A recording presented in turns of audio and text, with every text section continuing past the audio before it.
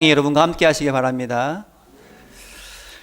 오늘 우리에게 주신 이 말씀을 가만히 읽으면 여러분 마음이 어떠십니까?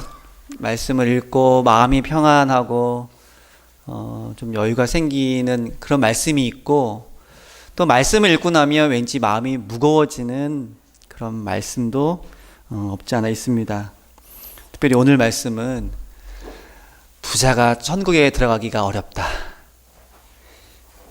이 초대교회부터 참 많은 논의가 있었던 그런 말씀 중에 하나입니다. 왜냐하면 세상에 사는 모든 사람들은 다 부자가 되기를 원합니다. 근데 부자는 천국에 들어가기 어렵다니 내가 부자가 되는 길을 포기해야 되는가, 뭐 이런 생각에서부터 여러 가지 생각이 들기도 합니다. 한 15년 전에 새해에 한 그 광고가 있었는데 큰 화제를 모은 그런 광고가 있습니다. 한 여성 탤런트가 눈밭에 나와서 그 시청자들을 향해서 큰 소리로 외치죠. 여러분 부자 되세요. 기억나십니까? 예, BC카드 광고입니다. BC카드 광고. 다른 소개 같은 것도 없어요. 그냥 눈밭에서 막 뛰어다니다가 갑자기 시청자들 향해서 부자 되라고 이렇게 덕담을 하는 그런 광고입니다. 카드 회사에서 국민들에게 부자 되라고 덕담을 한 광고인데, 그 광고를 보면서 사람들은 잠시나마 나도 부자가 되면 좋겠다, 아니면 될 수 있겠다, 뭐 이런 기대감을 가지고 새해부터 올해는 꼭 좋은 일이 생기기를 바라는 그런 마음으로 큰 인기를 끌었던 그런 광고입니다. 그런데 그 전후로 우리나라의 카드 발급이 굉장히 많았습니다, 그때. 그래서 자격이 채 안 되는 사람들도 카드를 이렇게 막 발급을 해줘가지고, 그 이후에 신용불량자가 참 많이 나오게 됐죠. 카드 회사에서는 부자 되라고 광고했는데, 부자가 되기는커녕 신용불량자만 더 많이 늘어났던 그런 현실과 광고가 좀 다른 그런 모습들을 보여주는 그런 광고입니다. 사람들은 그것이 상술이라는 것을 알면서도, 그리고 현실에서는 누구나 다 부자가 될 수 없다는 것을 알면서도, 우리 인생에 언젠가는 한번 찾아올 그 대박의 꿈을 향해서 오늘도 기대도 하고 또 바라기도 합니다. 어쩌면 그런 꿈은 소박한 그런 꿈일지도 모릅니다. 누구나 다 그런 꿈을 꾸고 언젠가 우리에게 좋은 날이 오겠지. 그 좋은 날은 경제적으로 뭔가 풀려지는 그런 날을 의미합니다. 그래서 사람들이 그렇게도 많이 오늘도 복권을 사면서 일주일을 행복하게 지내고 있는 것인지도 모르겠습니다. 하지만 그러한 소박한 꿈을 가진 사람들의 그 심리를 이용해서 오늘날 자본주의 사회는 점점 더 많은 사람들을 소비 지향적으로, 그리고 물질 만능주의의 그런 삶으로 이끌어가고 있는 그 모습을 보면, 그 발랄했던 광고처럼 우리의 마음이 따뜻해지기는커녕 조금 더 어두워지거나 무거워지는 것이 현실의 우리의 삶이기도 합니다. 크리스찬으로서 점점 이렇게 자본주의가 심해져가는, 그리고 물질 만능주의가 점점 강해져가는 이 시대에 우리는 어떻게 살아야 하는가, 이런 고민을 하지 않을 수가 없습니다. 오늘 본문은 우리로 하여금 우리의 삶의 궁극적인 목적과 가치가 무엇인지를 다시 한번 물어보고 거기에 대한 고민을 촉구를 하고 있습니다. 오늘 본문은 그 중심되는 주제는 영생과 하나님의 나라에 대한 것입니다. 그 영생과 하나님의 나라에 우리의 물질과 재물은 어떤 역할을 하는 것인지, 거기에 대해서 대화 형식으로 이야기가 진행이 되고 있습니다. 예수님께서 예루살렘으로 길을 걸어가실 때 한 사람이 나와서 예수님께 질문을 합니다. 그가 누군지는 아직 밝히지를 않고 있습니다. 그가 속한 그 부족이 어디인지, 그가 어떤 사회적 지위를 갖고 있는지는 아직 밝히지 않고 다짜고짜 영생을 어떻게 얻을 수 있습니까? 이런 질문을 하고 있습니다. 17절에 보니까 선생님이여 내가 무엇을 해야 영생을 얻을 수 있습니까?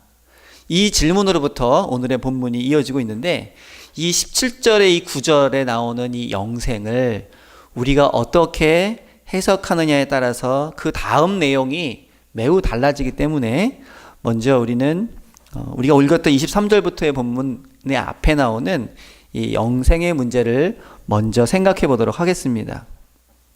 우리는 흔히 이 영생을 영원한 삶, 영원한 생명, 그래서 죽은 다음에 가는 내세 혹은 불교에서 말하는 천당과 비슷한 개념으로 이해하곤 합니다. 여기서 제가 질문을 하나 드리겠습니다.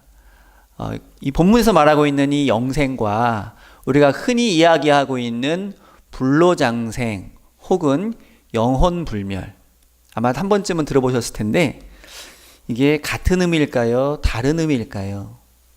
왠지 다르다는 생각이 드시죠? 뭐가 다를까요?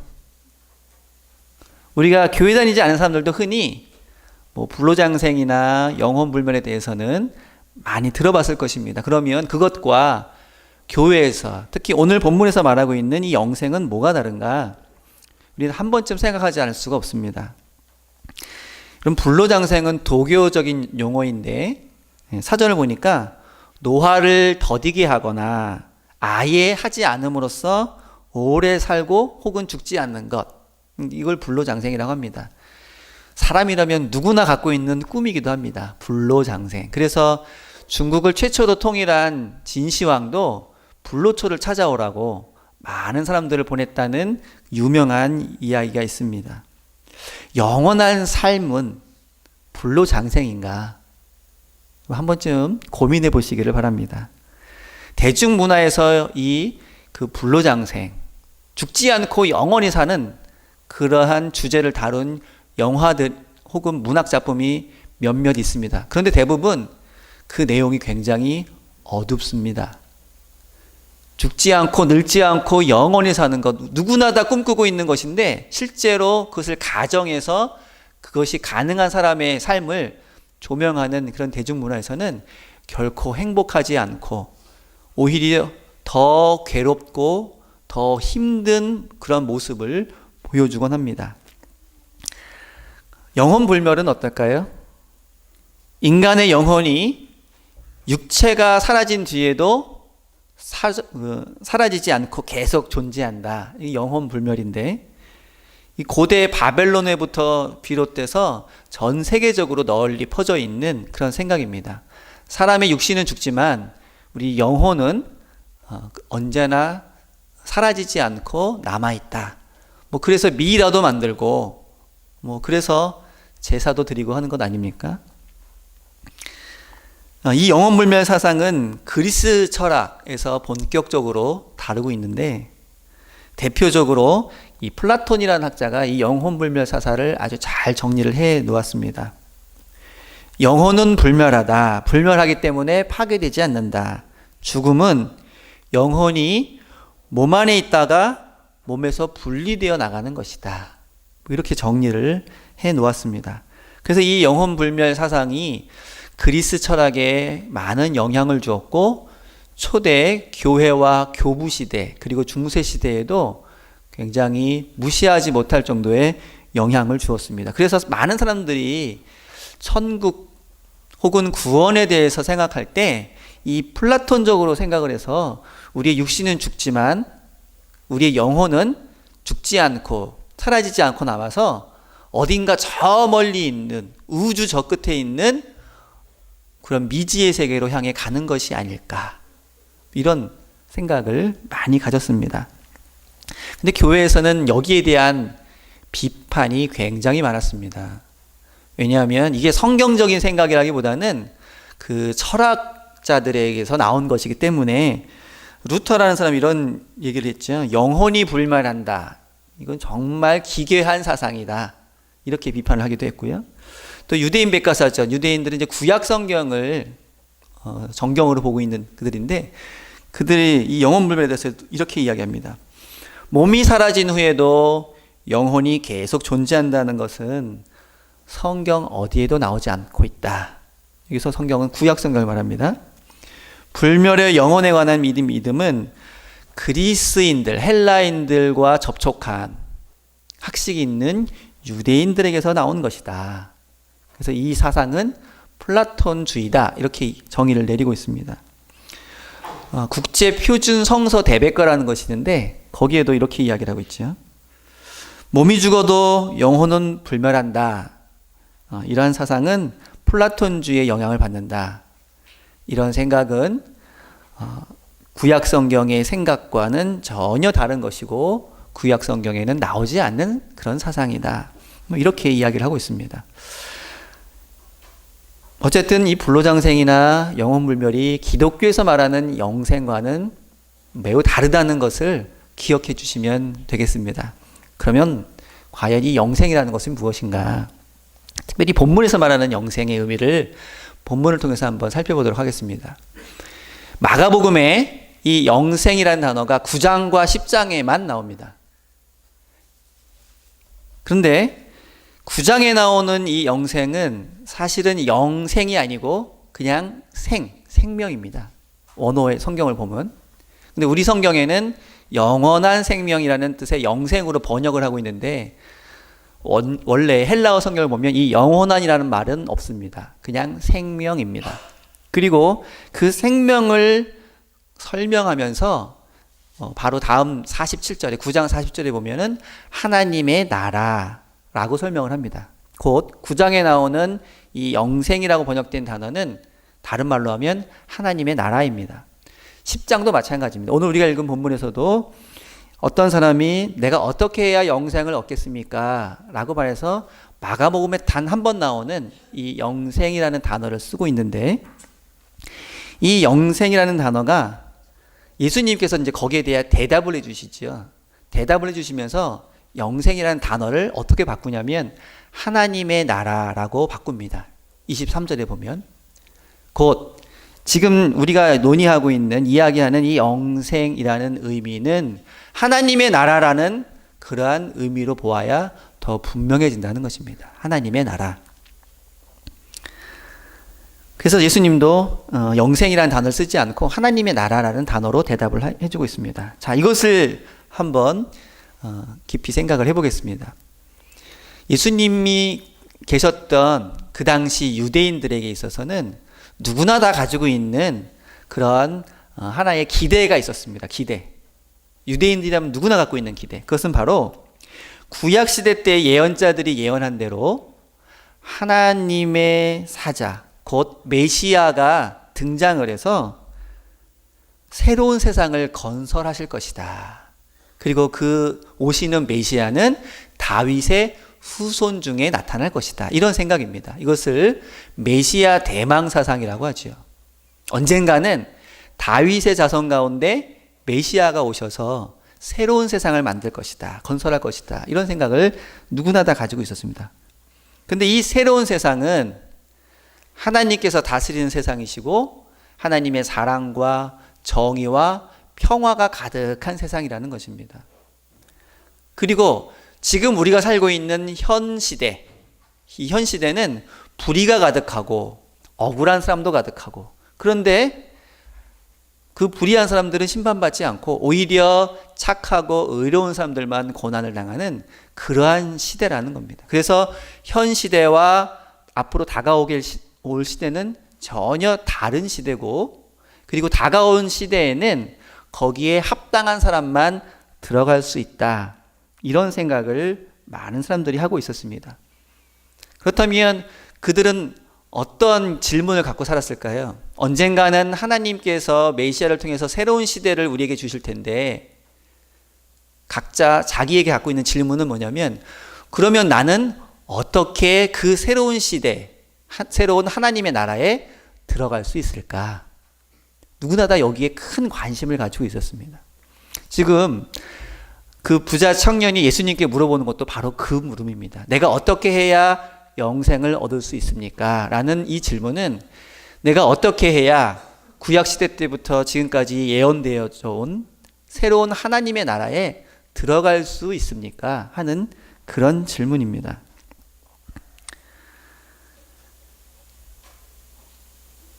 그런데 이 영생을 얻는다. 하나님의 나라에 들어간다. 이 말은 아까도 말씀드린 것처럼 현 시대의 이 불의하고 타락한 시대를 벗어나서 새로운 시대, 하나님의 사랑과 정의와 평화가 넘치는 그런 시대에 들어간다고 하는 의미이기 때문에 그 새로운 시대에 들어가기 위해서는 지금까지와는 전혀 다른 삶의 방식과 가치관, 그런 목적이 필요하다는 것을 예수님께서는 말씀을 해주고 있습니다. 그런데 이 구절을 서양 기독교에서는 아무래도 그 헬라 철학의 깊은 영향을 받아서인지는 모르겠지만 여기서 이 청년이 말하고 있는 이 영생을 단순히 성경적으로 해석하지 않고 그냥 그 단어만, 영원한 생명이라는 단어와 헬라 철학에서 말하는 영혼 불멸과 서로 연결을 지켜서 아마도 이 청년은 이런 질문을 했을 것이다. 내가 이 세상에서 살다가 죽으면 내세 혹은 천당에 가게 될 텐데 과연 내가 갈 수 있습니까? 이렇게 물어보는 거라고 많이 해석을 해왔습니다. 또 우리들도 아마 그렇게 생각하시는 분들이 많이 있을 겁니다. 근데 성경 본문에서는 죽은 다음에 들어가는 내세를 물어본다기보다는 구약시대 때부터 예언되어져 온 메시아, 그리고 하나님이 우리에게 주시는 그 새로운 하나님의 나라에 내가 어떻게 하면 들어갈 수 있느냐, 그런 질문이라는 겁니다. 비슷한 것 같지만 조금 다르죠.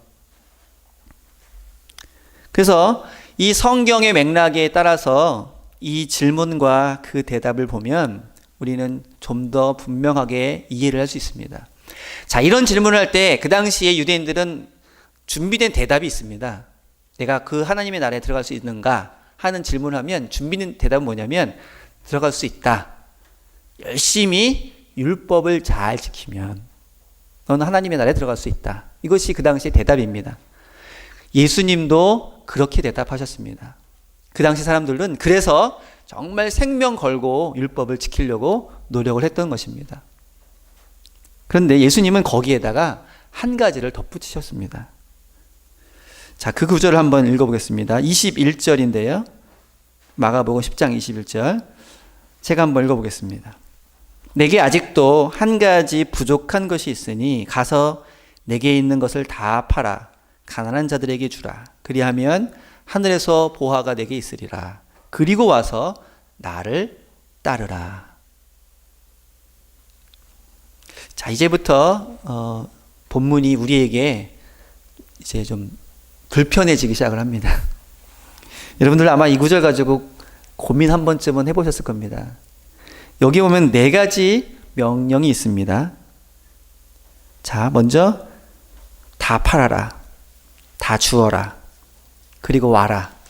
그리고 나를 따라라. 이게 명령인데 누군가 명령을 했다면 반응은 두 가지입니다. 그 명령을 따르든지 아니면 따르지 않든지. 자, 예수님이 여러분들에게 이 명령을 한번 했다고 생각을 해보세요. 너희가 나를 따르려면 가지고 있는 재산을 다 팔아서 나눠주고 나를 따라라. 마음이 갑자기 무거워지시죠. 제자들도 그랬어요. 제자들도 얼마나 놀랐는지 모르는데 이 말씀을 듣고. 그리고 그렇게 해야만 예수님을 따를 수 있다면 누가 과연 예수님을 따를 수 있을까? 이런 고민을 하기 시작했습니다. 근데 이 말씀은 일반화된 명령이 아니라, 그러니까 누구나 다 교회에 나오려면 이렇게 해야 된다고 하는 규칙, 그것이 아니라 아주 특수한 경우에 이 청년의 삶을 반영한 그러한 명령이라는 것입니다. 그러니까 누구나 다 예수님을 따르려면 이렇게 해야 된다는 그런 일반 규칙이 아니라 이 예수님에게 질문하고 있는 청년의 삶이 반영된 특수한 대답이라고 하는 것입니다. 굉장히 안심이 되시죠? 예, 여러분 안심되시죠? 그러나 그 청년에게 해당하는 그 특수한 그 상황은 우리가 깊이 생각해 봐야 되는 그러한 명령입니다. 왜냐하면 예수님께서 말씀하신 이 명령은 새로 다가오는 하나님의 나라, 그 나라를 유업으로 얻기 위해서는 단순히 율법을 잘 지키는 그 조항만 잘 지키는 것으로는 부족하고 근본적인 우리의 삶의 태도가 바뀌어야 된다는 것입니다. 그런데 그 질문을 했던 그 청년은 율법 조항은 잘 지켰지만 근본적인 삶의 태도는 여전히 세상의 가치, 세상의 물질에 좀 더 우위를 두고 있는 그러한 삶이었기 때문에 예수님께서는 그 모든 것을 네가 다 버릴 수 있느냐, 하나님의 나라를 들어가기 위해서 그 가치관, 그 중심을 바꿀 수 있느냐고 지금 묻고 있는 것입니다. 결과는 그 청년은 슬퍼하며 근심하며 돌아갔다고 했습니다. 그 말은 곧 자기가 가지고 있었던 그동안 유지해왔던 그 가치관을 버릴 수 없었다는 것을 보여주고 있습니다. 그렇게 돌아가는 부자의 모습을 보고 예수님이 제자들을 향해서 이렇게 말씀하시죠. 재물이 있는 자는 하나님 나라에 들어가기 심히 어렵도다. 자, 그 말씀을 듣고 제자들이 깜짝 놀랐습니다. 여러분들도 많이 놀라셨죠? 그러니까 한 번 더 말씀하십니다. 하나님 나라에 들어가기가 얼마나 어려운지 낙타가 바늘길에 들어가는 것보다 하나님 나라에 들어가는, 부자가 하나님 나라에 들어가는 것이 더 쉬울 것이다. 뭐 이런 이야기를 하셨습니다. 여기서 우리는 낙타와 바늘길에 대한 이야기를 하지 않겠습니다. 그게 뭐 어떤 의미인지는 여러 가지 논의가 있지만 한마디로 말해서 불가능하다라는 것입니다. 뭐가 불가능하냐면 부자가 천국에 들어가는 것이 불가능하다. 그런데 여기서 말하는 그 부자는 재산이 얼마 많이 있는 그런 부자를 말하는 것이 아니라 이 세상에서 세상의 가치관에만 얽매여 살고 하나님의 나라의 새로운 가치관, 새로운 세상에 대한 그러한 준비는 전혀 되어 있지 않은 그러한 사람을 그냥 일컬어서 부자라고 하는 것입니다. 그런데 이 말씀이 제자들에게 굉장히 놀라웠던 이유는 그 당시 사람들이 갖고 있었던 생각과 너무 다르기 때문이에요. 왜냐하면 그 당시에 이런 생각을 사람들이 하고 있습니다. 부자는 하나님께서 복을 주셨기 때문에 복받은 사람의 어떤 대표적인 표시라는 거예요. 그러면 하나님의 나라에 다른 사람은 몰라도 이 부자들은 들어갈 수 있는 자격이 있다. 이렇게 생각을 했습니다. 누군가 부자라면 그 부자는 하나님께서 복 주신 표시다. 그러므로 그는 하나님 나라에 들어갈 수 있는 자격이 있는 사람이다. 이런 생각을 많이들 갖고 있었는데 예수님은 지금 거꾸로 이야기를 하고 계신 겁니다. 그러니 제자들은 이렇게 생각했죠. 아니, 축복받은 사람의 대표라고 할 수 있는 부자도 천국에 못 들어간다면 우리 같은 사람은 어떻게 들어갈 수 있을까? 거기에서 고민을 하기 시작한 것입니다. 그런데 예수님께서 바로 그 앞절에서, 바로 그 앞장면에서 뭐라고 말씀하셨냐면 예수님이 어린아이를 한 명 끌어안고, 어린아이를 안고 이렇게 이야기하십니다. 하나님의 나라는 바로 이런 자의 것이다. 어린아이가 하나님 나라에 들어갈 수 있다. 이런 말씀하신 적이 있어요. 그러니 하나님 나라에 들어가는 것이 얼마나 쉽습니까? 여러분, 어린아이는요, 아무것도 할 수가 없는 그런 존재를 상징을 하고 있어요. 자기 어떤 능력이나 뭘 개발을 해서 그거를 기여를 해서 하나님의 나라에 들어가는 것이 아니라 어린아이가 할 수 있는 일이라고는 부모님께 모든 걸 다 기대는 일밖에 없지 않습니까? 그런 어린아이도 들어갈 수 있다. 그래서 그 얘기를 들을 때는 제자들이 이렇게 생각했죠. 하나님의 나라 들어가는 것은 참 쉽구나. 이렇게 생각을 했습니다. 그런데 오늘은 하나님 나라에 들어가기가 너무너무 어렵다는 그런 말씀을 하고 계신 겁니다. 과연 하나님의 나라가 들어가는 게 쉬운 것인지 어려운 것인지 지금 제자들은 그것 때문에 놀라기도 하고 혼란스러워지기도 합니다. 자, 여기에 대해서 오늘 우리가 읽었던 시편 49편의 이야기를 참고로 해서 예수님의 말씀을 이해하면 그리 어려운 말씀은 아닙니다. 시편에서 이렇게 이야기하고 있지. 어떤 자가 부자가 된다고 해서 두려워하지 말라. 그 말은 마음에 꺼리낌이 있거나 내가 그렇게 되지 못했다고 해서 불평하거나 그렇게 하지 말라는 것입니다. 왜냐하면 부자나 가난한 사람이나 그 인생에는 유한함이 있고 언젠가는 이 세상을 떠나게 될 것이다. 그거를 깨닫지 못하고 이 세상에서 많은 재물을 갖고 있는 것이 마치 모든 것을 다 가지고 있는 것으로 생각한다면 그것처럼 어리석은 일은 없다라는 것입니다. 곧 재물은 우리가 살고 있는 우리의 인생에 있어서 목적이 되거나 궁극적인 가치가 될 수 없다는 그 말씀을 해주고 있습니다. 그런데 예수님께 나와 질문했던 이 부자 청년은 그것이 자기 인생의 목적과 가치가 되었다는 것을 예수님께서 지금 일깨워주고 있는 것입니다.